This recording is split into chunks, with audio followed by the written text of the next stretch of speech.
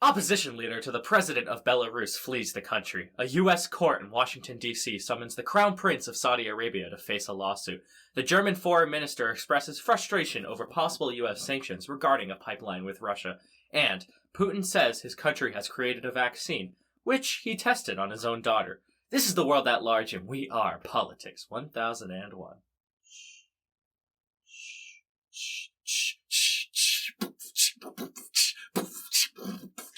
Politics 1001. The world at large. Alright, folks. Welcome to another episode of the renowned podcast, The World at Large. Today, I have Josh here, ready to tell me about the election in Belarus.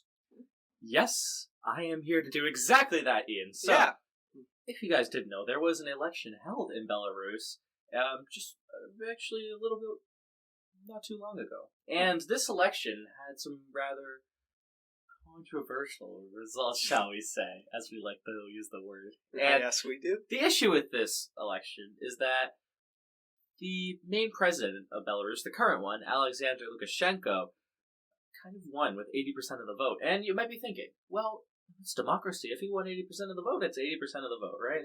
Good for him. But the issue is that he is kind of known in Europe as the last dictator of the entire continent, and so because of that, he might have rigged the election. That's an unfortunate title to have. Yeah, it's not a good look. So the opposition leader, Svetlana Tikhanovskaya, she's the leader. Let of us know if he botched that. Yeah, please do. And she is the opposition leader, and she has fled the country because after the election was held and Lukashenko won with 80% of the vote, riots broke out across Belarus, including the capital Minsk and around there as well. Riots, and you even see some protests in other countries, not in Belarus as well, all protesting this election, which everyone sees as fraudulent. Who is protesting, that is. And so she won less than 20% of the vote, according to official reports released by the Belarusian government, and she fled because she believes it will provide her kids, as well as herself, safety. Because what's going on is that these are not just protests, these are legitimate violent riots that are going on, and the police and the civilians are clashing, and there's a lot of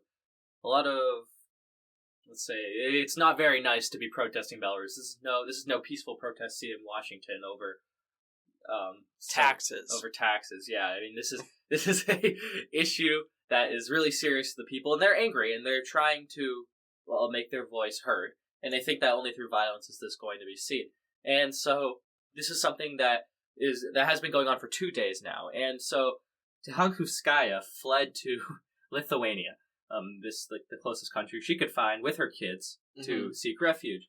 And she said that she's much safer there now, she's fine, and she said that these violent protests going on in Belarus should not be happening. She said she's calling on the people to stop, that it's not going to solve anything, that rioting just makes things worse, and it destroys stuff. So she backed down, she's backing down, yeah. And so Lukashenko has said that all these people are just drones, and that they're protesting for no reason, that they're just doing it because they're controlled by outside sources, and they don't even know what they're talking about. Mm-hmm. That's what Lukashenko said. And before leaving the country, Tikhanovskaya released a statement via Twitter, and she said, and I quote, "I thought this campaign had really steeled me and given me so much strength that I could cope with anything. But I guess I'm still the same weak woman that I was." Oh. Yeah. So, some background, her dad is actually arrested by Belarusian authorities, and so she was kind of avenging him in a way by running for election, trying to get rid of Lukashenko. And so this obviously didn't work out for her very well. She got less than 20% of the vote, so we say, and she is definitely in a bad situation. She's in Lithuania because she does not feel comfortable in the country of Belarus itself. And countries like, Poland, for example, has called for an investigation into the election because they don't trust President Lukashenko. Poland believes that this election was rigged, that he just said he won with 80% of the vote, which they find unlikely because, candidates very rarely win with 80% of the vote to begin with. And so that is something Poland is doing. And so you do see this tension kind of going on. President Vladimir Putin he congratulated the Belarusian president on his victory in the election. But what is going on is that Belarus and Russia they haven't been getting along lately very much. Although everyone thinks that Belarus is the puppet of Russia, Belarus has kind of been pushing back against that. Lukashenko, really? he's not the biggest fan of Putin. He wants to be his own man. Oh. He does not want Putin pushing him around. He wants to be independent. Strong, independent Belarus is what Lukashenko wants.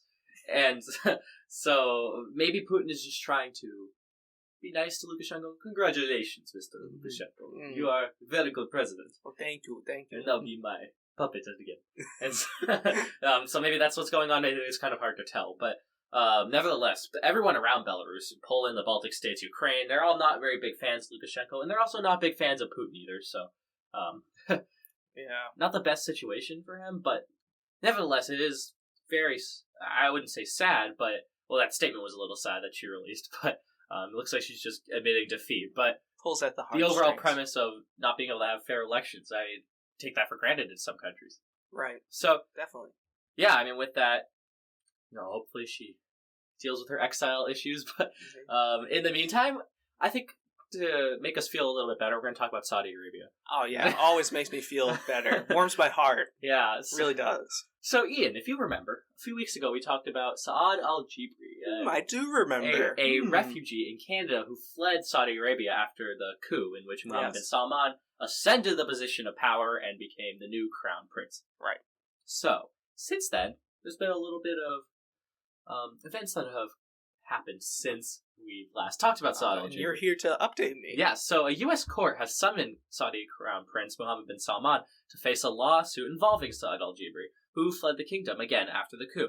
So there are a few reasons for this, but the main one was being that Mohammed bin Salman has been accused of sending a hit squad to Canada where al-Jibri lives to take him out. It is known as, I believe, El Tigre, something like that. But this squad was literally sent to Canada to assassinate him. But the issue is, so Mohammed bin Salman obviously denies this, but al-Jibri is surrounded by all his security, Canadian. He has his own personal guards, and he also has local police kind of guarding his house also. So this is quite difficult. So it must have been a large squad. When they were caught, they caught a few people suspected of being the hit squad, but again, there's no direct proof that this is so. And so al-Jibri says, yeah, I'm an important man. Of course Mohammed bin Salman is going to try to assassinate me. So he released a statement specifically saying, and I quote, "Few places hold more sensitive, humiliating, and damning information about defendant bin Salman than the mind and memory of Dr. Saad. Except perhaps the recordings Dr. Saad made in anticipation of his killing." So, again, this is just saying that Saad al-Jibri has a lot of extensive knowledge of Mohammed bin Salman, because just to provide context, he was very high up in the anti-terrorism ministry in Saudi Arabia. He did a lot of work regarding that, and he knew a lot about the personal finances of all the royal family, which probably also includes Mohammed bin Salman himself. Since he's possibly if he's trying to assassinate al-Jibri, if it's actually true, then, well, he probably knows something that Mohammed bin Salman doesn't want to get known to the public. Yeah. And so this lawsuit that's being filed includes a lot of things. Well, so the first and foremost, most important thing is, well, there's a hit squad sent after him, and he thinks that's ridiculous. But furthermore, he's talked about things like, the lawsuit mentions how al-Jibri's family in Riyadh, the capital of Saudi Arabia, has been detained. Some of them were detained, some of them have just disappeared, including his daughters. So like direct family, not like third cousin or something. People he likes, that he knows very well. And so the lawsuit accuses the kingdom of using their al-Jibri's family as quote-unquote bait to lure the former intelligence officer back to the kingdom, where he would then hence be killed or something like that. Alright, so the summons states that if Mohammed bin Salman does not show up, then the verdict will just be decided. He'll be found guilty. Guilty as charged. Yep, and so maybe he'll show up. It's quite unlikely, though, and there's rumors that Mohammed bin Salman is reaching out to Trump to try to get him out of this whole lawsuit thing, but I don't know if Trump will accept that. It's definitely a very thin line. We don't know much about it because a lot of it is kept in secret, right. Especially with this whole hit squad thing, if it's true or not. It'll be interesting to see what intelligence reports in the future. Yeah. Yep. I think so. But Ian, while we wait on this intelligence... Okay, I'll be waiting here all day. You will. Just sit at this desk. But until we get that information, I think we should talk about the Foreign Ministry of Germany. Oh, It's you just think something so? about that just feels like a really nice transition away from yeah. a hit squad. Little from Canada.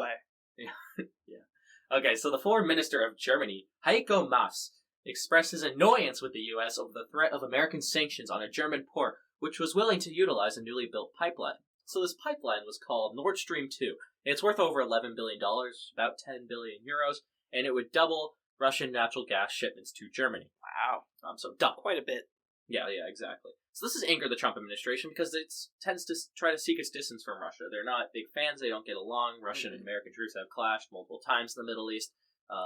So Trump and Putin don't tend to like each other very much. Well, as far as we know, he says he doesn't like them, but obviously there's the whole debate. A little bit of, one could say, controversy. Oh. There's a little bit of debate over if Putin and Trump actually do like each other, but as far as the Secretary of State, Mike Pompeo, is concerned, Russia is the bad guy. Yeah. And so the Trump administration, he is a representative of the Trump administration, obviously, and so when Germany kind of makes deals like this with Russia, then it makes Washington angry.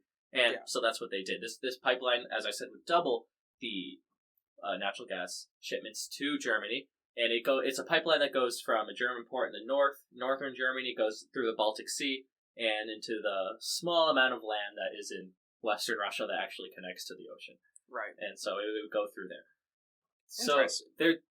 So the reason Germany is actually doing this is because they want to become more green. They want to become a more beautiful, nice, carbon-friendly country. And they're trying to move away from coal, and they do not like nuclear power either. And so they're trying to move away from that and move towards natural gas, especially that yummy, yummy, delicious Russian natural gas. Yum, yum. Mm-hmm. And so Germany is doing that. However, Mr. Maas, again, the German foreign minister, was not very happy with the possibility of U.S. sanctions. He said, and I quote, "I mentioned it on a telephone call with Mike Pompeo yesterday and expressed my surprise and displeasure."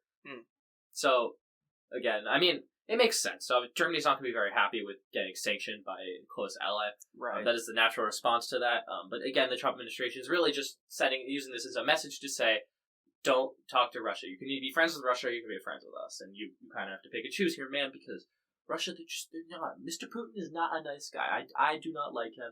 But Putin's saying, I'm giving you all this gas. We're going to build a pipeline together. We're just going to have these nice natural gas relations. Yeah. And maybe, if you're nice to me, we might be able to disband NATO. But you know what? That's in the future, Germany. For now, just take this natural gas pipeline. Germany has to choose its clique. Mm-hmm. Gotta choose who to play with. But who's the cool kids? Who's the cool kid? Well, you decide. Yeah, well, you know who's not the cool kid. Who? Or maybe it is the cool kids. I don't know. They're New Zealand. Cool.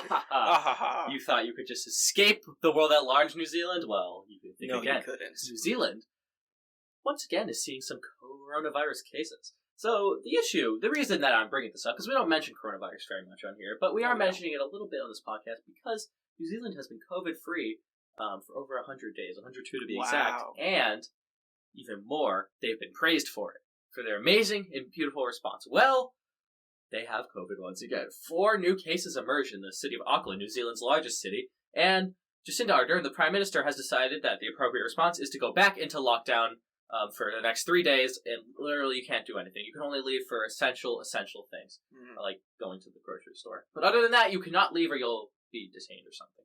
It wasn't very clear, but this is going to start Wednesday night, and it's going to go through Friday night. And so just you can't move.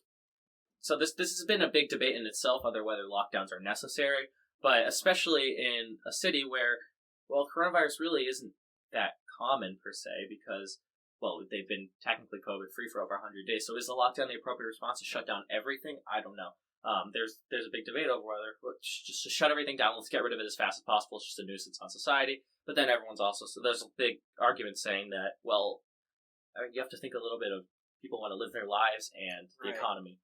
And shutting down businesses is not necessarily healthy for businesses if they're small. They don't have many resources. So that's kind of the debate going on. But Jacinda Ardern acted as quickly as she can, and she decided that shutting it down completely will be the best case necessary. And so she said, specifically in a press conference, "These 3 days will give us time to assess the situation, gather information, make sure we have widespread contact tracing, so we can find out more about how this case arose and make decisions about how to respond to it once we have further information."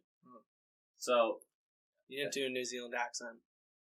I cannot do a New Zealand accent. I think it sounds the same as Australian. It does not. Okay, I'm sorry to our New Zealand listeners. I'm was very really sorry. offensive. I only can do the American accent. Oh. Maybe a little bit Russian. You did French once. Oh. Yeah, I can't really do French. But anyways, that is going on in New Zealand, and this is not an entire country lockdown. It's just Auckland again. Just trying to reiterate that point. 4 cases were seen in Auckland. 6 people were tested. Only 4 were positive. I believe it's the same family. So good news there. You can quarantine them all in one house. Maybe contain the problem. So the issue here is that, well, if no one was coming in or out of New Zealand, then where'd it come from? Was it truly eradicated? Is the question. So they technically were COVID-free for over 100 days, but were they? Dun dun dun dun. I'll just leave it on that beautiful cliffhanger, because we have one more story. We're also regarding coronavirus. So this has been a big story of the day of recording this on Tuesday, and that is Putin has declared that Russia has found a new vaccine. Oh. Good job, Russia. So Putin has said that this vaccine is created. He wants to distribute it as fast as possible. So the natural response to this is, wait, what? We weren't promised a vaccine till like mid 2021, and you're saying that you have a vaccine now? All right, Putin, how'd you get it so fast? Are you sure it's safe? And so Putin said, yes, it is safe. You know what? I do not like this criticism. So in a press conference, he said he was trying to emphasize how safe this vaccine is, and I quote, "I would like to repeat that it has passed all the necessary tests. The most important thing is to ensure full safety of using the vaccine and its efficiency." So again, reiterating that point, that it is efficient, it is safe, it's amazing, it's going to cure everyone, and vaccines are great. Putin has stressed that this is an optional. It's optional to have this vaccine. You don't have to take it if you don't feel comfortable doing it, but he wants to do it. And in fact, he said that he gave it to his daughter, for example. Oh. Yeah, so his daughter took it, and he said that she had like so for Americans, like 100 degrees fever, so really high. It's what? Before taking the vaccine? Before taking it. So she had a fever, and so they gave her that, and then it went down to 98. Which, for people who don't use Fahrenheit, that's good. That means that for 98, it's around where you want to be. And so that's like what I have right now when talking to Ian. Mm-hmm. And so Putin's like, oh my god, amazing, it works. And probably he tested on other people as well. He says he did. So the fact that he's willing to give it to his daughter shows that his confidence in the vaccine, and that he's definitely using her as a political tool in order to push this. I was gonna ask that. In order to push this agenda of how good the vaccine is, which is, he's not trying to hide that, right? Like, he just wants to make people feel safe that he would give it to his own family. And so the Russian authorities have said that all doctors who want to receive this vaccine should be able to do so within the next month. So they're going to literally start distributing it within a month, theoretically. Especially, it's going to be prioritized for hospital workers and for public servants who go out a lot, probably government officials. So yeah, that's kind of that's the realm where it's in. But most of Europe is definitely questioning this. They don't believe that he's gone through the necessary tests. They said it takes a few months at least after you create the vaccine to actually test it. You have to do it on thousands and thousands and thousands of people. But Putin has made the Russian guarantee that it's perfect, or at least works, and it should work for 2 years before you have to get it re-injected into you. So, interesting. Yeah. So if that's true, then I guess that solves a lot of our issues, like in New Zealand. So yeah, I'm thinking Jacinda and Putin should meet together and have a little party. Those 4 cases. Those 4. just little rascals. Yeah. All right. Well, anyways, guys, that is all we have for you today. Oh no. Oh, so sad. It's so. I truly am sad though, because I really like doing this. But that again is all the information we have. So with that, we are going to be wrapping up our podcast. But before you shut us off, listen to us. Hear me out. I want you to share this. Maybe subscribe. Oh, yeah, definitely subscribe. Leave a stellar review. Yes. And of course, when we say review, we don't just want 5 stars, although that, of course, that's what you're going to do. We also want you to write out a nice, beautiful, lovely letter saying how amazing we are so that Ian can sleep at night. Yes, I have trouble sleeping when you... Don't write him letters. Yeah. Or leave 1-star reviews. So don't do that. Only 5 stars. You see, Ian's crying right now. All right, so with that, I'm going to go get Ian a box of tissues, and we're going to end this episode. We are Politics 1001, and this is the world at large. Goodbye, everybody.